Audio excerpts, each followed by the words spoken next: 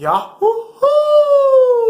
Welcome, my beautiful brothers and sisters, fellow radiators of love, the giants of the zodiac. Yes, I'm referring to each of the 12 signs as some mythological creature. Taurus, you are the giants. Welcome to your December 2018 horoscope. Thank you so much for joining me on this video. And this is going to be for if you have your sun, moon, or rising of Taurus, or maybe you have your Mercury here, your Venus, your Mars, yeah, or if you're just cross-watching, because, you know, we all have that Taurian energy. And I'm just going to be talking a little bit about the astrology and pulling cards. And what I'm doing is I'm going to focus on maybe 1 or 2 astrological transits based off of the cards that I draw in my Barbary Oracle, Zodiac Oracle deck. And then I'm also going to be using my Line Strider Tarot deck as well. So the way I'm going to determine what astrology aspect to talk about, because of course December is full of incredible astrological alignments and influences and currents. So it's hard to just kind of focus in on 1, 2, or 3 things because there's honestly a lot going on. So I drew the card of fire for you, Taurus, the card of fire. So this, of course, can be talking about really any of the fire signs, either Aries, Leo, or Sagittarius, but considering the fact that for a greater portion of December, the sun will be in Sagittarius, we're going to focus on Sagittarius energy and what we can expect to see during this time. And what I love about this card is that it has this butterfly that is illuminated in these embers and the sparks. And the butterfly is, in many ways, is a symbol of that fire. And it's funny because this pretty much confirms back to something that I had stumbled upon last year, where I had found totem animals for each of the 12 signs, and I feel like the totem animals need to be updated. And the butterfly wasn't a totem animal of any particular sign, but it was like the representative of the fire element. So I love how in this deck, in this Zodiac Oracle, the butterfly, once again, is shown here representing the fire element, which is creativity, passion, initiation, wanting to bring things forward. It's that spark of creativity, right? And in many ways, the butterfly is this sign of deep transformation and metamorphosis. And this is perfect for you because the sun, being in Sagittarius, is what? Your 8th house, naturally ruled by Scorpio. So that is the house of transformation. That is the house of death and rebirth. So whenever the sun goes into Sagittarius, Taurus, this is the time for you to really look at your belief structure and see where you can transform, where you need to molt, where you need to shed and reshape and revamp where things are going in your life. And as far as alignments, you know, we do have Mercury and Sag, which of course is going to go back into Scorpio, but then it's going to come back into Sag. And you will have, let's see, what is it? We have Mercury, which is going to conjunct Jupiter at 9 degrees. That's going to be on December 21st. So by that time, I don't think Mercury will be quite out of its shadow period. I haven't quite looked it up yet.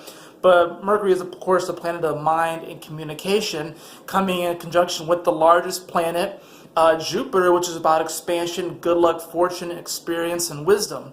In many ways, up spirituality. So when these two come together, you really are going to be going through this period where, you know, mentally you're going to want to start communicating to yourself what it is that you want to expand on, your belief structures. It's going to give you an opportunity for you to look at your beliefs and make any cuts and rearrangements where you need to. A lot of times we can kind of just go through life and we'll have like certain beliefs and we won't really check them. We won't check and balance them. And we forget to check and balance them because it's like once you hit Libra energy, that's really about the balancing and integration. Scorpio energy is really about cutting away and being reborn. Sagittarius is what you experience after that moment. So what can happen a lot of times is that people can take their beliefs in Sagittarius and then they can really try to become controlling or dogmatic if they're not careful. Not only that, but they can have self-limiting beliefs. Say they have a belief that I am not worthy, and they continually take actions that back up that unworthiness based off of what they're telling themselves mentally, based off of the affirmations that they send back to themselves. That's why it's incredibly important to work on mental alchemy. And this moment, especially with Mercury conjuncting Jupiter at 9 degrees in your 8th house, is just that. It is an opportunity to perform mental alchemy in the form that you tell yourself and you kind of build yourself up and you actually establish a healthier thought process. This would be a great time especially to meditate too, because really you're going to definitely be wanting to take some sort of action on this day, on December 21st, because your mind's really going to start to get on board with this new adventure, this new life, this new journey that we're all going on now that the sun has come into this spot. And I think it's going to be interesting because December 21st is going to be around the time where the sun's going to enter into Capricorn. So by the time that Mercury and Jupiter conjunct in your 8th house, the sun would have already conjuncted the galactic center point. And in many ways, you can say that the galactic center point, which is this giant, it's essentially the center of the galaxy. And in many ways, a supermassive black hole. So there's a lot of energy.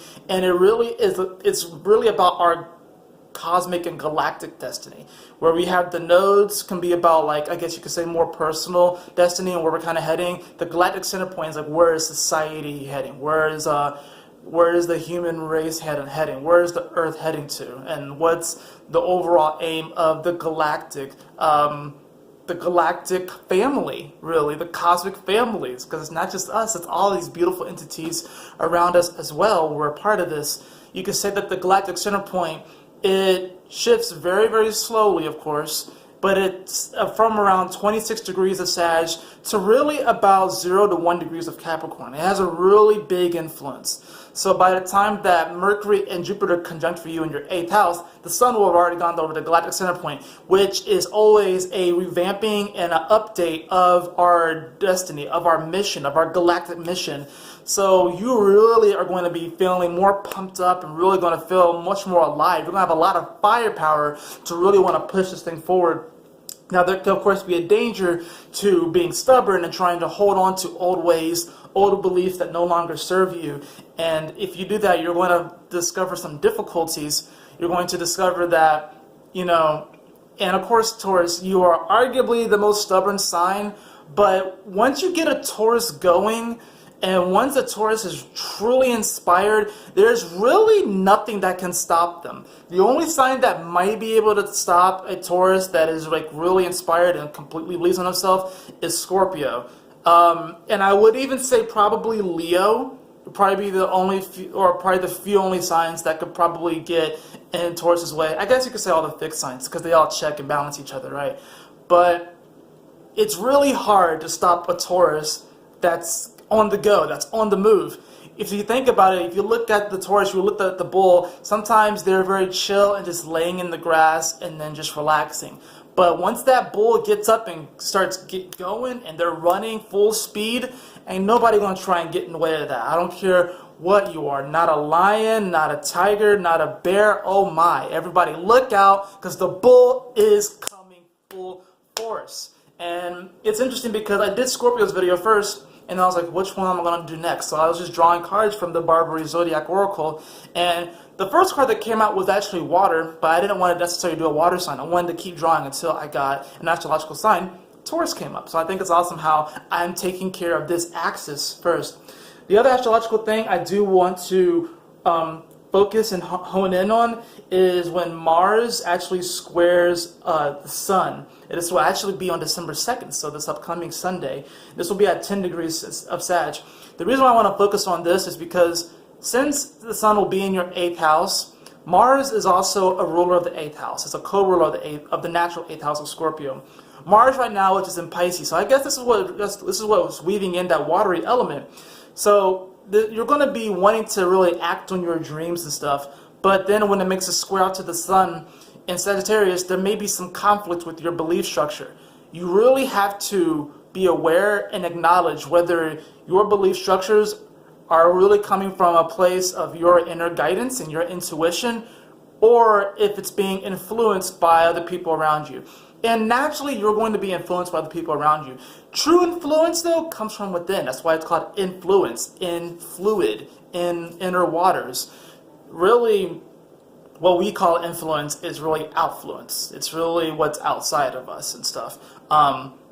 But truly, there's nothing really outside of us. It's just the illusion of that. But we can take that further in another video if you want to. But there's going to be this conflict between the dreams that you're wanting to bring forth, the dreams that you may really have this great big vision for yourself, but then you may encounter people that don't necessarily understand that dream. They may try to impose their belief structure on you, or you may discover that you have an old belief that's getting in the way of you really wanting to harness and manifest this dream and really bring it into a reality. But squares are a challenge, but they also bring about some of the most growth in the zodiac. As far as like an astrological aspect, yeah, you have trines and sextiles, and that can be really nice, even conjunctions too, depending upon what's happening. And squares and quincunxes and oppositions usually bring a lot of challenge, but the great thing about these challenges is that they also help to foster some of the most growth. So you're going to experience a lot of growth potentially around the 2nd. So from like the 2nd to about, really it's the whole month of December, but you're really going to go through this period where from the 2nd up to like the 21st, you are really going to be, okay, you're going to nail down, okay, what do I believe in? What do I believe is possible? What do I believe I can manifest? How do I believe? And you guys are the magical manifestors. Like Tauruses, nobody can manifest like a Taurus. Like they really can't, because you guys are fixed earth, so you really understand this dimension. You are really tapped into this earthly dimension. And a lot of people like to shit on the 3D experience, but Tauruses, the great thing about Tauruses is that they know the beauty of this 3D experience, and they really are, you guys really are the true kings and queens of the zodiac. A lot of people like to say it's Leo, and they kind of are. I call Leos the star blazers. I think Tauruses are the true kings and queens of the zodiac, because they can take this physical dimension and just amplify the value of it to a level that really no other sign can do. So the first card that we have today, outside of the fire card, well, I ended up drawing 2 cards here. Wow, look at that. We actually have the Sun card in reverse, but then we have the Ten of Swords upright. So this is definitely dealing exactly with that. This is this whole Mercury coming into contact with Jupiter, because you know the Swords is usually what, it's a suit of air, and then we have the Sun, which yes, it's not Jupiter, but it is in the sign of Jupiter, Sagittarius. So you know, things may not seem as bright. You know, even though the Sun card is reversed, this is not bad. It's just saying that you may not be seeing really the brightness of a situation. You may not be seeing the light of a situation. You may be focused on the darkness. You may be focused on the shadows. And since this is going to be in your 8th house, this is going to be an interesting time for you. It's interesting because when it's almost like Tauruses get a double dose of Scorpio energy whenever the Sun moves, because of their placement. Because like they get, of course, they get the Scorpio energy, right? Which is, for you, your 7th house, so that's already opposing your energy. But then to have your 8th house of Sagittarius is very interesting. No other sign really has this. If you're, like I said, if you're Taurus Sun or Taurus Ascendant, no other sign really gets like this interesting double dose of the Scorpio energy. And no other sign really gets like, because if you think about it, all signs are kind of a reflection of the signs that are next to them or all around them. So Scorpio is just taking the, Sagittarius is in many ways taking the Scorpio energy to a higher octave. But for you, this higher octave is in the form of, like I said, Sagittarius energy, which is getting into the realms of the gods and the goddesses. This is why, in many ways, the kings and queens of this earth felt like they were handpicked by God to rule, because they in many ways had this deeper spiritual connection to the gods because that's their because it's 8th house energy. That's Taurus's 8th house, it's Sagittarius. So it's a deeper, subtle energy, and they're able to connect in many ways with Source. And this is why people, kings and queens for the longest time felt like they were handpicked by God, and most of them probably were, actually. This is what makes Taurus is actually very fit to rule. But the thing here is that with the Sun card reversed and with the Ten of Swords, there is something that needs to be let go of this month. There's something that needs to be let go of because it's really getting in your way. It's getting in the way of your manifestation. Now, at the bottom of the deck, we actually have the Queen of Wands. So you see how you're getting a lot of fire. You got the Sun, you got the Fire card. You have the Queen of Wands now. Let's see what's below the Queen of Wands.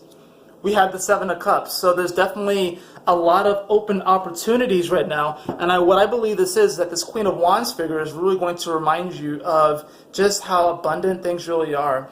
The Seven of Cups speaks to there being a lot of opportunities and different ways to go, but I also like to see it as the abundance card. Sometimes even the overabundance card, which I don't like to really think of overabundance as being a thing, because I don't think there is such a thing. But you can have an overabundance of water in your body, you die. You can have an overabundance of you can have an overabundance of like helium in your body, and I'm sure that would also be bad. You can have an overabundance of alcohol, and you would die. So there's this need to kind of nuance, to have some nuance. There's this need to sort of kind of gauge ourselves. And what I love about this is that I drew the Queen of Wands, not the King of Wands. Not saying that the King of Wands is bad, but the Queen of Wands, while she is passionate and she wants to go for what she wants and really is undeniable, she's not going to be as rash as the King of Wands. The Queen of Wands is going to be a little bit more compassionate. I'm not saying that the King of Wands wouldn't be, but the Queen of Wands is going to be a little bit more open and receptive to a change in beliefs, which is really what's happening here. I'm going to cut the deck here and see what we get. We get the card of Sagittarius, Temperance. You see how fire is all over this reading for you, Taurus. This is going to be the month of one of your biggest transformations. If you are a Taurus, or if you have a Taurus friend or a colleague, look out, because by January, Taurus is going to be lit. Literally, especially when the Sun goes into Capricorn, your 9th house, which will happen in the month of December. You're going to take off as far as manifestation. And really, this is going to be based off of your level of belief in yourself, your level of undying belief in yourself. And one of my first videos of this week was just that whole thing. Do you have an undying belief in yourself? It doesn't matter what your mom says, what your dad says, what your partner says, what anyone else says. Do you have an undying belief in yourself, in your power to manifest, in your ability to really live your best life? It's going to come through alchemy. Mental alchemy, physical alchemy, emotional alchemy. Emotional alchemy is a huge thing, especially with Scorpio energy still. We're going to get some of the Scorpio energy coming back. Like I said, Mercury's going to come back into Scorpio and then go back into Sag. We have Venus, which is going to come into Scorpio. And then, of course, the Moon transit, which I have to see around what days that the Moon's going to be in Scorpio this month. I think it's going to... I know the Moon goes into Scorpio... I know it's going to be next week, like around Wednesday or Thursday. So maybe like the 4th, 5th, or 6th or something like that. I'm going to cut the deck with the Seven of Cups because I want to see really what the abundance and what's kind of opening up for you. Wow, we have the Tower. So what I actually see this as is that in order for you to actually have that abundance, you have to clear away. What I'm seeing is, this is what I'm seeing. I'm really getting Lion King vibes right now. And the lion, believe it or not, is actually a totem animal of Scorpio, which is not traditional. And yes, it does, of course, rule Leo energy. But the lion is also a ruler or a totem animal of Scorpio energy, and this is going to be your 8th house. And the reason why I'm thinking that is because I feel like a lot of you have lost your kingdoms and queendoms in past life. A lot of Tauruses incarnated right now were kings and queens of past life, and we all have been. But especially during this moment, a lot of you guys had massive kingdoms that you massive queendoms that you ruled over, and there may have been some type of corruption. You may have fallen for your deeper desires and these deeper wants that may have forced you into situations where you took advantage of other people. So a lot of Tauruses right now in this world are having issues with manifestations because they're holding on to what has fallen away. I think this Tower card is more representative of a past life where something really fell away, like a kingdom or queendom that you ruled over. It crashed and it was crushed in front of your eyes. Some of you guys might have even been executed because there was like some sort of coup. And this may reflect itself in this life as a breakup, moving to another state, moving to another job. But whatever it is, there's a shift. And it's almost like I feel like the king returns or the queen returns. It's like there may have been an uprising. And that's, like I said, a lot of this is happening within you. So there may have been an uprising, and now the rightful queen is going to assume the throne again. But you have to go through this period. You have to go through this moment where you really have to adjust the way that you perceive your reality. Once you perceive your reality as something that works for you and through you instead of against you, that's when you're going to notice the greatest amount of change. Cutting the deck with the Temperance card, we have the Hierophant, and it's actually reversed. So this is meaning follow your own guidance. You are the authority. You know, a lot of times, especially in this world, especially in this Western world, especially with organized religion, and I'm not really knocking the religions themselves, I'm knocking the fact that a lot of times people will outsource their connection to spirit through a guru or through a preacher or through a rabbi or through someone who's been, I guess you could say, ordained, or what's the other word I'm looking for? I don't know. I guess they're an expert in the field, or they've I can't think of the freaking word. That's how unimportant it is, because you are your own authority. So if you happen to go to a church, or if you happen to go to some sort of congregation where people come together, that's great. But also remember that you can connect to the spirit, to the infinite source on your own. You don't need to go through anybody else. Certified, that was the word I was looking for. We also have the World card in reverse. You have the World card in reverse. And it's interesting because the World in Tarot is actually Capricorn. And the Sun will be moving into Capricorn this December, which for you, like I said, is the 9th house. So there's definitely this element of this great need to change and to really kind of, I will almost say, just kind of let go of these expectations that you might have put on yourself or that other people might have put on you. There can even be people, because I was feeling a lot of past life stuff coming in, as far as like either you had a kingdom or a queendom. Maybe you were the mayor of a town. Maybe you were a senator in a past life. Maybe you could have, like I said, maybe you were like a tribal chief or something like that, and you're still carrying pain from this. And there can be people in your life right now that were in that tribe with you, that served under you, and they found you again because they forgave you. So now it's time for you to forgive yourself. I'm gonna cut this deck one more time. I'm gonna cut the card where the Tower is because I'm interested to know what's going on here. And we have the 8 of Swords, and it was actually reversed. So this is you letting go of that guilt. Release it. Let go. Forgive yourself. So you may assume the throne again, like the beautiful king and queen that you are. Release that guilt. Don't let it hold you. Don't let it bind you. You are your own spiritual authority. You can connect. You can manifest. You are so much more powerful than what they taught you. You are so much more powerful than what they taught you. And I'm going to draw one more card because I can. We have the Knight of Cups. The Knight of Cups. This is a rekindling of your journey. The Knight of Cups is a very romantic. I feel like out of the knights, he's a little bit more on the romantic side. He likes to he really falls in love with his experience. This is the Knight of Cups. Most of the Disney princes is the Knight of Cups energy.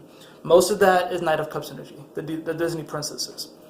And I feel like in many ways, that's kind of coming back. We have all this magical energy right now, especially with all this mutable energy, with all this Pisces energy.